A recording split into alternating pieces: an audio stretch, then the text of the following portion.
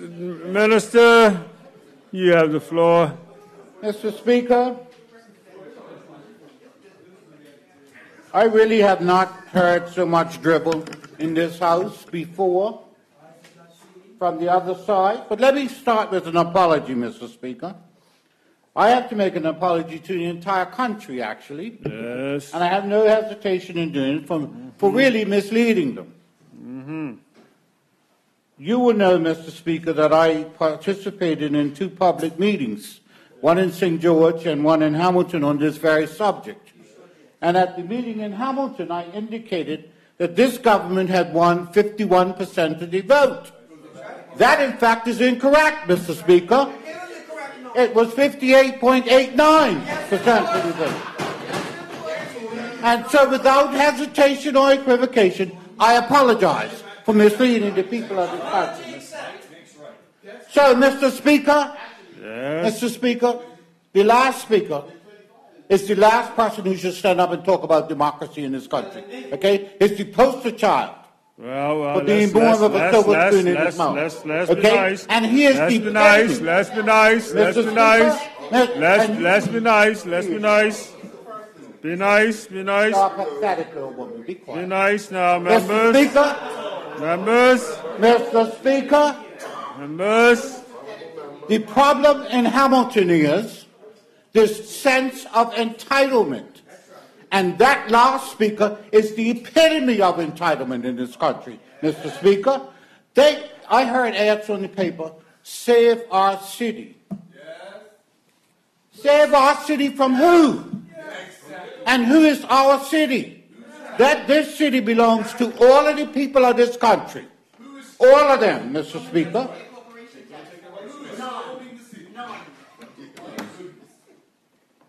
Mr. Speaker, I know that the whole issue has to do with the messenger and not the message. I know that, Mr. Speaker, and it is pathetic that some of those people the honourable member referred to have been carrying other people's water their entire adult lives. And so I understand they cannot deviate from what they believe. That doesn't make it right, Mr. Speaker. Mr. Speaker, I always feel the need when I come to this House, because people have short memories even in this House, to remind those people on the other side that I am a direct descendant of slaves in this country.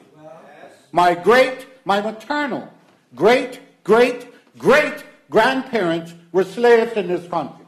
Okay? So I don't fear no man. I don't fear none of those people and what they suggest is going to happen. And I resent and I dispute the fact that there is this implication that we don't love this country as much as they do. Really, Mr. Speaker, I don't challenge their views in that regard at all. Mr. Speaker, I know that it's always a mystery to me that some people in this House and many people in this country, and certainly many of those people that were in the hall in Hamilton, they hate being called racist more than they hate racism, Mr. Speaker. That's what they hate. They hate being called a racist, and they will not accept that some of their behavior and some of their beliefs and some of their comments are just that. If this was said by somebody who looked like me, who sat on that side, it would be all well and good, Mr. Speaker. But the problem is because who the messenger is. Now, Mr. Speaker, they talked about a land grab, but let me just, because I know that in any other country on this planet, if you had 2 fleets of trash trucks, 2 garages, 2 stores for parts, 2 engineering departments, 2 line market departments, 2 depots within 2 miles of one another, 2 of everything within this 22 square miles, paid for by the same taxpayer, Mr. Speaker. You would not have that going on anywhere else. And you wouldn't have it going on in Bermuda either. except for the fact that it's the PLP suggested it. Mr. Speaker, we are talking about economies of scale, and the challenge that they have on the other side is that they have this belief that we can't manage anything. Mr. Speaker, let me just give you a practical example.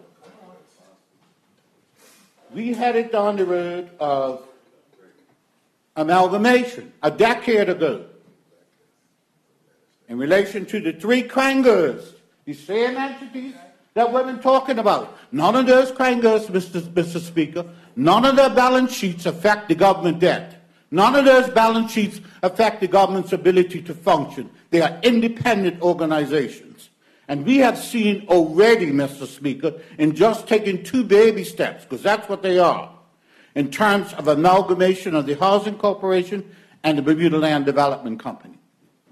2 people have left that organization, and already we are seeing economies of scale and efficiency. And I'll give you one practical example. Mr. Speaker, a decade ago we were headed down this same road.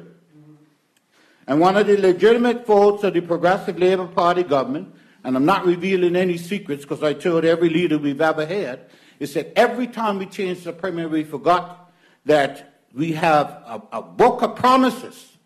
And so you change direction. And some of that is natural, and some of that is personality. So a decade ago we changed direction. But before we did so, Mr. Speaker, I had the same responsibility I have now. And one of the things that we were able to accomplish a decade ago was to have those 3 entities, the Redco, the Bermuda Housing Corporation, and the BLDC, purchase the same computer system. Because we were headed towards amalgamation. We didn't get there, but we did get the computer system, Mr. Speaker. Now, the entities took 3 different approaches as 3 different entities about how they were going to implement and maintain that.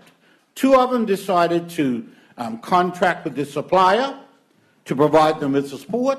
1 of them decided that they will hire somebody in-house. And so what we have now, Mr. Speaker, is more economies of scale, because the contractor overseas has been retired, and the in-house person at the one entity now services all 3. And so the fact that there is headed towards amalgamation, those systems can talk. Unlike the challenge that the current Minister of Finance has in trying to get the rest of the government to be able to do that, those organizations can talk to one another and the systems can be amalgamated. Mr. Speaker, it's also interesting to me the resistance from the other side, Mr. Speaker, because my information is the very same paper, cabinet paper, and proposal that the Honourable Minister who's presenting this, that is being debated tonight, was suggested by the other side. No, tell me it's not so. Tell me it's not. You want me to repeat it? You don't have me the point of order, do you? No, I don't. Suggested by the other side. The only difference, Mr. Speaker, is we actually have the courage to follow through. Wow. Mr. Speaker? Wow. Now, I'm going to give them some more history, Mr. Speaker, on one of their former ministers of the government. Half of them probably won't know who I'm talking about.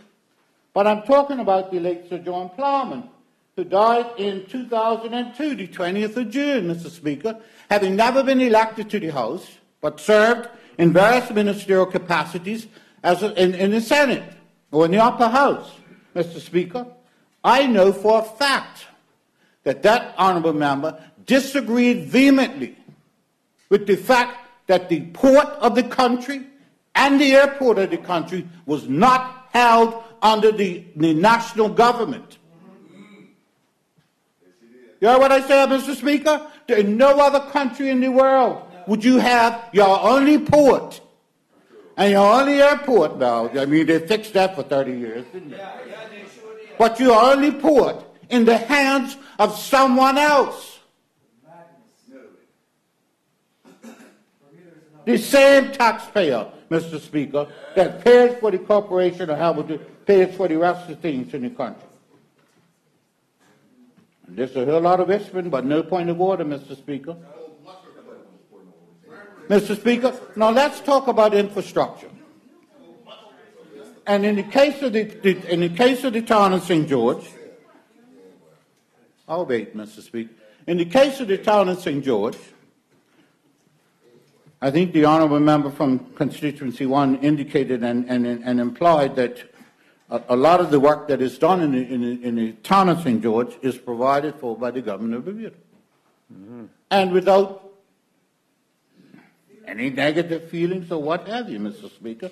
In fact, the town and the parish of St. George, a year ago, or a year and a half ago now, I think, were going to be the template for the country looking at a country that is 22 square miles, that really should not have 3 silos operating in a silo mentality. And so St. George's was the example, and they're going to be the pilot project for the entire country about how we deal with sewage and how we deal with water. And last year there was town hall meetings in the town of St. George presenting to them the progress that we've made in that regard. Mr. Speaker, I mentioned at the public meeting that we sent our principal water engineer and the incoming chief engineer, both Bermudians I might add, to a conference in the Bahamas just before this past December to talk about infrastructure in the region, and not only infrastructure in the region, but the funding of same. Because, Mr. Speaker, this is an entity that will generate funds. We in this country are not used to paying for sewage as a general rule. We have pits. But we are used to paying for water. We pay for it from water truckers, and we pay for it from Watling, and we pay for it to the government of Bermuda. And so, Mr. Speaker, we have expanded the plan now to look at the country nationally, because even though we call it a country, 22 square miles is not a heavy lift to be able to sort out water and sewage. And so that is the direction that we're heading in, and St. George's are going to be the template. And why St. George's, Mr. Speaker? Apart from the fact that they're a World Heritage Site and you want to participate, they also have a new hotel coming online. And so looking forward, Mr. Speaker, part of the plan is to be able to cater to their needs in relation to water and sewage. And so, Mr. Speaker, rather than the suggestion that we've just come up with this idea to take over the corporations, what we're talking about, Mr. Speaker, because the other side are happy to say we don't have no money. The government don't have no money. And I'm going to stray out of my lane again. Is he here? Is here. I'm going to stray out of my lane still, Mr. Speaker, about the fact that we don't have no money. And I'm going to repeat what I said at the public meeting, which is, I'm certain that every member of this House has debt, Mr. Speaker. And many of us are going to leave this place, some going upstairs, some going down to the barbecue, earn somebody debt. And I expect that I'm going to be one of them. You know, I'm going to leave this place and I'm going to owe people a whole lot of money, all the money I could get away with. It won't be no $3 million, I can assure you of that, Mr. Speaker. Because I'm going to spend it. You're going to pay that one off before you go? I'm going to spend it before I leave, Mr. Speaker. I'm going to get notice. I'm going up. A lot of my friends are going on to the barbecue, but I'm going up. And so, Mr. Speaker, it isn't a question of not having no money. And I'm surprised at the complaints that we don't have no money when I remember 5 years ago, there was complaints that we had $1.1 billion worth of debt, and that's what the PLP left for the incoming government. And by the time they left, it had doubled. That's right. And when they went to get more, the first time they went to get more, everybody cheered and thought how wonderful this was. And I'm thinking to myself, what planet am I living on? And then I got it again. It's about who's delivering the message, Mr. Speaker. It's always about who's delivering the message. But the difficulty that the people in this country who feel entitled and feel that we are unable to manage, the reality is, guess what, Mr. Speaker? They're going to have to live with it for a long time. A mighty long time, Mr. Speaker, because we are determined. I heard comments in this House about, we don't care about the people of this country. Really, Mr. Speaker? Political parties exist at least ours does anyway, because we believe in a fundamental philosophy for our entire existence. Yeah, we have issues amongst ourselves over how we do things and all the rest of it. We're like a family, though. Every family has it. But we joined this party, Mr. Speaker, not for what we can get out of it, because we should check ourselves into the space center if that was the case. Because there ain't nothing coming out of this other than the satisfaction of being able to do things in this country, not only to affect change, but to help the people of this country, Mr. Speaker. That is our legacy. That's where we start. That's where we end. And how do I know that, Mr. Speaker? I know that because in 2012, I lost by 10 votes. And I knew more than 10 people that said they were coming out to the polls. And so it then became personal, Mr. Speaker. When you lose by 10 votes, you're going to look for those 10 people and the other 100 or so and have a conversation with them, Mr. Speaker. And that I did. The first thing I did, though, Mr. Speaker, because I understand the rules. I lost. Doesn't matter. You lose by 1 vote, you lose. And so I said to the people of 27, oh, no. We can't just pick up where we left off. I lost. You all must go away and decide, do you want to go with the horse that lost and get a new horse, or do you want to stay with the horse that lost and make up for that lost ground? And until they did that, I didn't lift a finger. Didn't take them long, though, Mr. Speaker. They decided early in January 2013 that they were going to stay with the horse that had lost because they knew that with the work that we were going to do, the 10 people that didn't come out, we were going to make sure that not only did those people come out, but all the rest of the people ours came out too.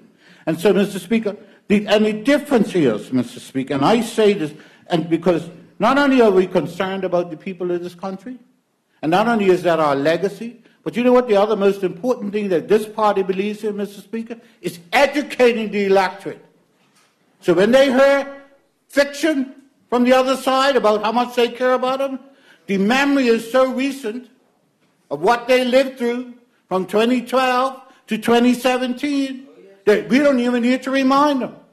They tell us in more colorful language that I can use up here, Mr. Speaker, asking about what they're hearing over the airwaves. Mr. Speaker, this plan is designed to effect economies of scale in this country. And it's not the only one. So they might as well tighten their seatbelt, because there's going to be other things that are going to be coming along that are going to assist and support and the benefit of the people of this country. And so when you say save our city, well, it's my city too. And let me just end on this, because even if you dismissed and discounted everything else I've said about why we should do this, think about the last 2 or 3 years, Mr. Speaker.